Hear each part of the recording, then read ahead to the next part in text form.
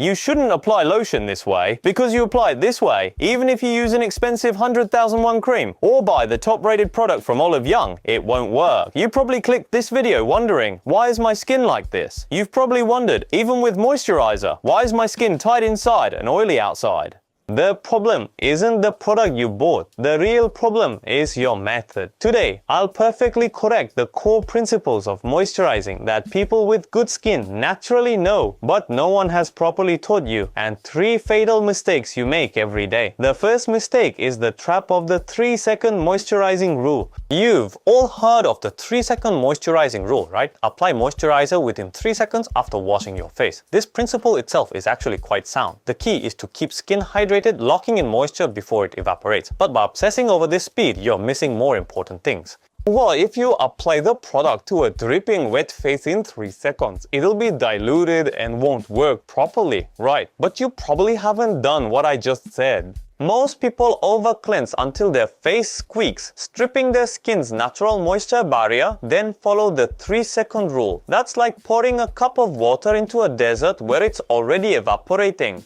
Don't fixate on their number 3 seconds. What's important isn't the speed, but creating a state where your skin is fully hydrated. The key is skin that hasn't been over-cleansed and where you've gently patted away excess water without rubbing with a towel. Your second mistake leads to even worse results. You might be applying expensive cream to dead skin. You should apply moisturizer to clean skin. If you apply it to dirty skin that hasn't been properly washed, it traps bacteria and waste, causing breakouts. But clean skin doesn't just mean right after washing your face. If you haven't exfoliated for several weeks, your skin's surface is already covered by a thick wall of dead cells called keratin. No matter how many good ingredients you apply to that wall, they won't be absorbed. They'll just linger on the keratin layer and evaporate. Your expensive cream is only moisturizing those dead cells. The third mistake is not moisturizing but applying skincare products too harshly. You're vigorously rubbing, pulling and lifting your skin, claiming you're helping it absorb cream, aren't you? That's physically destroying your skin barrier with your hands, even as you apply products to strengthen it.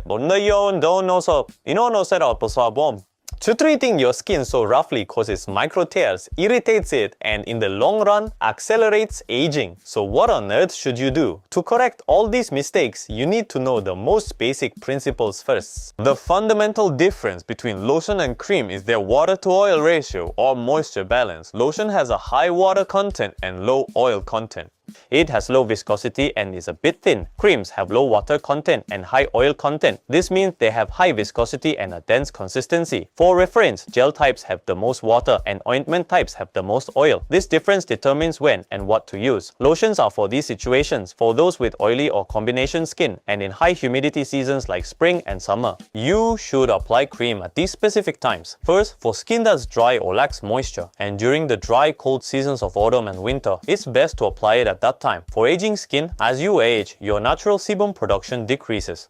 Even those who once had oily skin as they age, their skin starts to feel tight. For such aging skin, it's wise to abandon past habits and switch to a cream type that can replenish the lost oil. Why is this moisture-oil balance so important? It's because of our skin's protective barrier. Our skin's outermost layer, the stratum corneum, consists of keratinocytes and lipids that fill the gaps between them. What we should focus on are these lipids because if they're well structured, skin moisture won't easily escape. The key components of these lipids are ceramide, cholesterol, and free fatty acids. When you over-cleanse your face or are exposed to UV rays, these lipids break down, gaps form. Through these gaps, moisture in your skin evaporates rapidly. And as I've always mentioned, this is called TEWL, Transepidermal Water Loss. When this TEWL, Transepidermal Water Loss, increases, your skin feels tight and dry from within. Therefore, a good moisturizer is not just a product that simply adds water, but one that repairs this collapsed barrier, fills the gaps, and prevents this TEWL, Transepidermal Water Loss. So, how do we repair this barrier?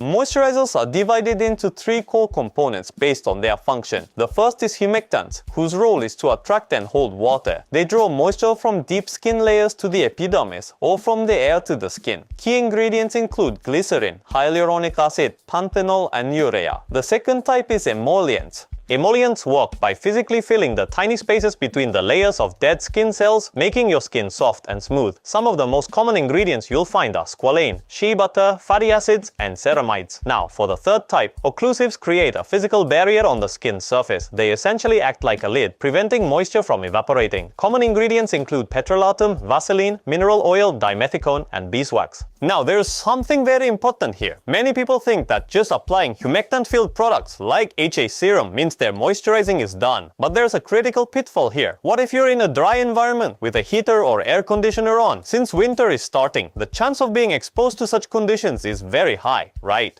There's no moisture to draw from the air. Then humectants frantically pull water from the only place it exists, deep within your skin. And without an occlusive, that water will all evaporate into the air. This is the transepidermal water loss that I mentioned earlier. The hyaluronic acid serum you use for moisturizing can actually draw out moisture, making your skin even drier. This is why your inner dryness isn't resolved even with expensive serums. Perfect hydration is completed by first drawing water with a humectant, then locking it in with an emollient and occlusive. This is the scientific reason why you should apply cream after serum. Now, let's apply this principle to your actual morning and evening routine. Okay, for your morning routine, wash your face, apply a hydrating toner, essence, then a light moisturizer like a lotion or gel. Use products that absorb quickly and don't peel under makeup. Sunscreen is the most important and powerful shield in your morning routine. The order for applying sunscreen and moisturizer is different. If you get this wrong, you're throwing away half your sunscreen. Just 1 minute of your attention starting now. Physical and chemical sunscreens have different orders. Most sunscreens are the final step in skincare. This is mostly true, but for experts it's an insufficient explanation. Alright, first, mineral sunscreens work by placing a physical shield on your skin, reflecting UV rays away. It should always be the very last step in your skincare routine. Apply it after your moisturizer. If you apply moisturizer on top of mineral sunscreen, you'll essentially rub off that physical shield. Okay, second, chemical sunscreens absorb into your skin, converting UV rays into heat energy. This absorption is key. The order of application varies depending on the moisturizer. After washing your face, apply it first to clean, dry skin. Allow it to fully absorb for 2 to 5 minutes. Then apply your moisturizer on top. This guarantees 100% absorption. The second common method is to first apply a light water-based lotion or cream, then wait until it's fully absorbed before applying organic sunscreen. This is a good method too.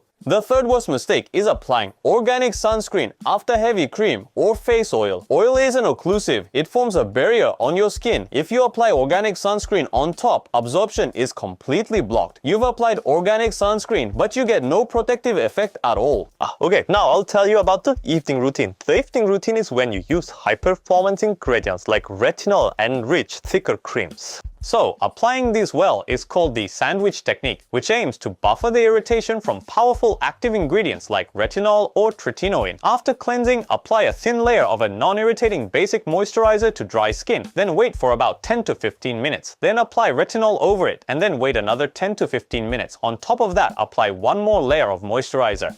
The first layer acts as a buffer, slowing retinol's penetration to reduce irritation. The second layer acts as a seal, preventing dryness that can be caused by retinol. Alright, the theory is done. I'll show you how this principle applies to real products. Today, I've brought 3 very different creams, each with a clear purpose. This isn't an ad, I'm just sharing my feelings from using them myself.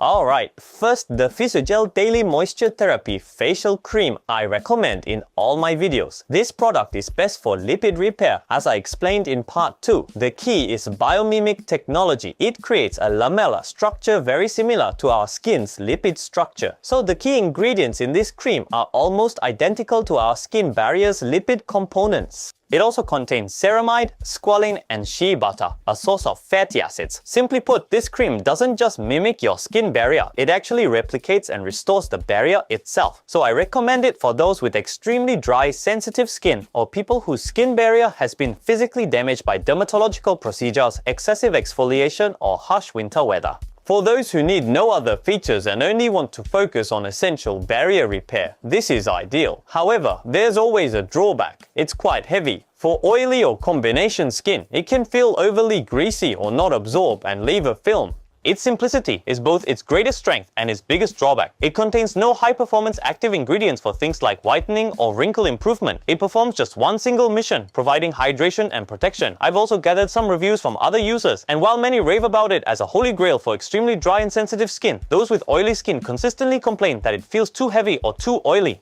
Alright, next up is the Medicube PDRN Pink Hyaluronic Moisture Cream. This product isn't just a simple moisturizer, it's a high-performance active moisturizer. So PDRN here refers to sodium DNA fragments extracted from salmon. Its key functions are promoting skin cell regeneration, aiding wound healing, and boosting elasticity. This cream is for those with dull, tired skin and late 20s to 30s seeking a light anti-aging cream. I recommend it to anyone who finds applying many products bothersome and wants to solve hydration, brightening, and elasticity all at once. A downside is that for extremely dry skin, its occlusiveness might be a bit lacking. Its humectant role is strong, but its barrier function might be a bit weak. Other reviews show that oily skin types are satisfied with its light texture, and dry skin types often say the hydration is quite good. So thirdly, we have S.Nature Squalane Moisture Cream. Squalane is an emollient, very similar to our skin's sebum. It's light and won't clog your pores. When you apply this plant-based squalane to your skin recognizes it. It thinks, oh, squalane has arrived and we already have plenty of something similar to our natural oils. So it concludes, I don't need to produce any more sebum, and as a result, it produces less. Now, I recommend this to people with dry, oily skin, combination skin, and those who dislike the heavy, sticky finish of typical creams. Alright, this is the final summary of today's content. Today we've explored everything about moisturizing, and finally, I'll give you one more top tip for combination skin. Your face is not just one single skin type. For oily T-zones, apply a light cream type like Medicube. For dry U-zones, use an emollient cream type such as S.Nature or Physiogel. Managing your face according to its specific zones is the secret to maintaining better skin. So, to sum up today's key points in 3 lines. First, stop making mistakes. Apply gently to damp, not wet skin, and to clean, not exfoliated skin. Second, for perfect moisturizing, humectants, emollients, and occlusives must perfectly align. Applying only humectants will actually dry out your skin. Third, in the morning, focus on protection, and in the evening, on recovery. Moisturization is 50% what you apply, 50% how you apply it. If you apply these principles learned today, you'll see much better results with just the products you already own. Also, if you leave skin-related questions in the comments, I'll gladly answer them. Leave your skin questions in the comments, I'll answer.